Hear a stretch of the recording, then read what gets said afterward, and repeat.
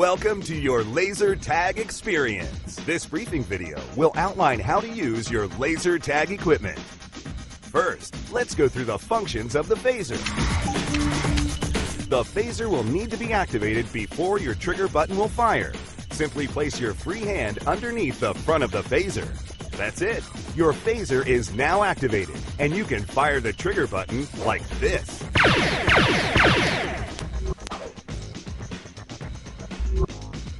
This display screen provides you with information as you play. The first line panel on your display shows your character name. Underneath this is the info panel, and this displays helpful messages throughout the game.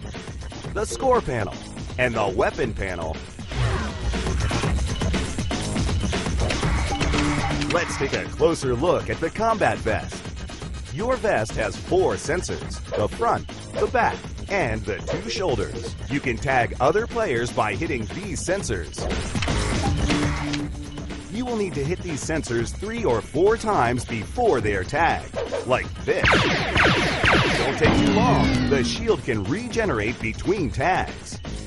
Once the phaser has been tagged, the shield level will increase until the phaser reactivates in 10 to 12 seconds. Please follow these important rules. No running. No climbing. Please stay 5 feet from your opponent. And your vest must be worn correctly at all times. A quick reminder, remember to place your hand underneath the front of the phaser to activate the trigger.